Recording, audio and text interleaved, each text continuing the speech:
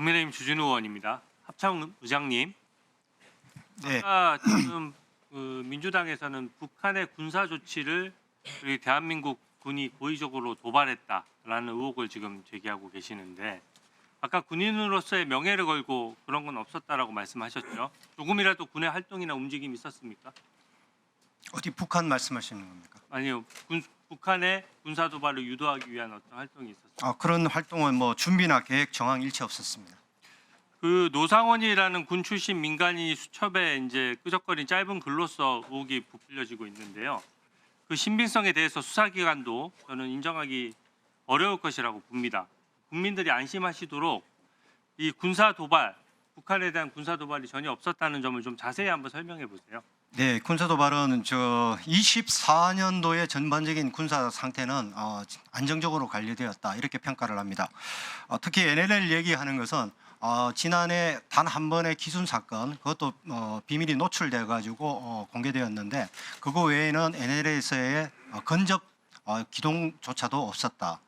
이렇게 안정적으로 관리되었습니다. 단 하나 GPS 도발이라든가 이런 것은 계속적으로 이루어지고 있고 거기에 대해서 안전 조치를 하고 있고 회색지대 도발이 지금 계속되고 있다 이렇게 볼 수 있습니다. 단 하나 말씀드리고 싶은 것은 오물풍선의 문제인데 오물풍선은 저기 오물풍선을 집중적으로 부양하면서 굉장히 거기에 대해서 공격적인 얘기도 있었고 하지만은 합참은 기본적으로 낙하해서 안전하게 국민 안전을 고려해서 회수한다는 기본 방침에 따라서 운영했지 그 이상은 없었다는 말씀을 드립니다. 네, 또 그러면 뭐 NLL 관련해서 뭐 고의로 어떤 발포를 유도한다든지 이런 건 전혀 없었다는 얘기네요. 예, 그럼 뭐 군사 활동을 저희들이 도발 빌미를 제공한다 그랬으면은 뭐 앞전에도 말씀드렸지만은 오물풍선에 대해서 헬기로 사격을 한다든가 대공포를 쏟는다 이런 것은 굉장히 적대적인 행위로 인식되고 도발 빌미를 제공할 수 있기 때문에 하지 않았고 두 번째는 MDL을 넘는다든가 MDL을 넘었을 때 경고 사격을 한다든가 그랬을 때 저희들이 충분히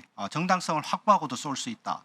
또 하나는 경의선이나 동해선에 폭발을 했을 때 그 유해물이 넘어왔을 때 우리 장병 안전을 확보해서 최대한 이격시키고 경고사격했을 때도 그 정도에서 저희들이 대응하려면은 명분을 가지고도 대응할 수 있는 충분한 근거를 가지고 있었다. 하지만은 대한민국이 저희들이 가장 중요하게 생각하는 것은 국민과 우리 장병의 안전이다. 저는 우리 장병 한 명 다치는 것이 북한군 1000명 다치는 거하고는 비교할 수 없다. 우리 국민과 우리 장병의 안전을 또 우선으로 한다는 것입니다. 전쟁이 난다면은 목숨을 걸고 싸우고 도발한다면 싸우겠지만은 빌미를 제공해 가지고 한다. 이것은 군인의 명예에 의해서 용납할 수 없는 모욕적인 생각이라고 생각합니다. 이상입니다. 네. 민주당 내란 특검법에 외환죄를 수사 범위에 포함한 것은 저는 국가 안보에 대한 중대한 위협이라고 봅니다. 이거 수사하려고 하면요, 군사기밀 다 파헤쳐야 하고 안보와 무관한 수사관들이 다수가 이런 내용을 접하면서 사실관계를 확인해야 되고 또 그렇게 되면 보안 유지가 힘들어집니다. 특히 대북 확성기 제재, 대북 전단 살포, 무인기, 해외 파병 이런 안보 정책들은 기본적으로 외환죄가 될 수 없는 것입니다. 이 차관님, 대북 확성기 제재, 북한 위협이나 도발에 대응하기 위한 유효적인 압박 수단 맞죠? 예, 맞습니다. 네.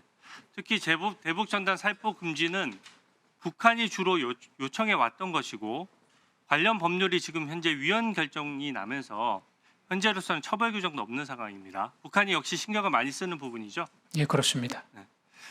그 해외 파병이나 무인기 같은 것들을 고도의 군사 안보 정책적인 부분까지도 수사의 대상이 되면 부작용이 많다고 보는데 차관님 어떻게 보십니까? 예, 뭐 아까 말씀드린 대로 군사 작전에 사실 심대한 영향을 미칠 수 있는 요인입니다. 저는 외환죄나 북한에 대한 여적죄 등을 논하라고 하면은요, 경기도 이하영 평화부지사가 북한에 800만 불 대납하게 한 것이야말로 진짜 문제라고 생각합니다. 북한에 이재명 경기도지사 방북 대가로 300만 불 지급됐고요. 경기도 대북 경협 정책에 500만 불 지급된 사실관계가 사실심의 최종 심인 2심 판결문에서 사실관계로 모두 인정이 됐어요. 북한 독재 체제에서 김정은의 사치품 사는 데 쓰거나 미사일 개발에 쓰일 수 있는 돈이거든요. 그래서 저는 대북 확성기 제재를 외환죄라고 하시는데 저는 북한에 몰래 달러를 갖다 준 것이야말로 이적죄라고 생각합니다. 특히 북한은 유엔과 미국으로부터 지금 제재받고 있어서 차관이 엄연히 금전 지원과 거래가 전부 금지되어 있죠. 예, 그렇습니다. 네, 이걸 위반한 것은 국익에 정면으로 충돌하는 것입니다.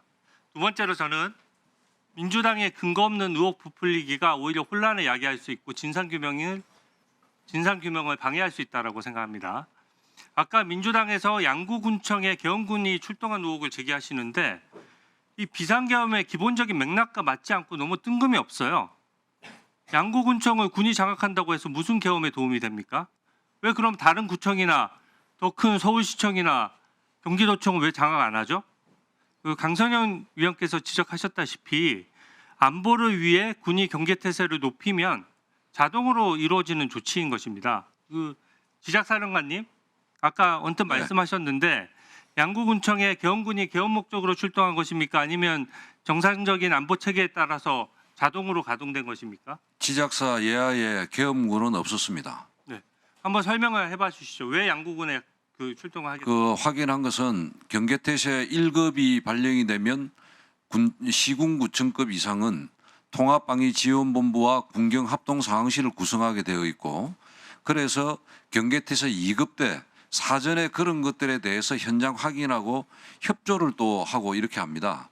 그런 차원에서 그 사단에서 출동을 했었고, 또 하나는 경계태세 1급이 발령이 되면은 CCTV 통합관제센터 지자체에서 운영하는 거기에도 연락관이 나가서 거기에 어떤 거동수상자나 이런 걸 추적하도록 이렇게 되어 있는데, 그런 것들에 대해서 사전에 협조하기 위해서 나갔던 것입니다. 네, 결국은 계엄군과 전혀 무관하다는 것은 확실하죠. 지작사 이하의 계엄군은 없었습니다. 네.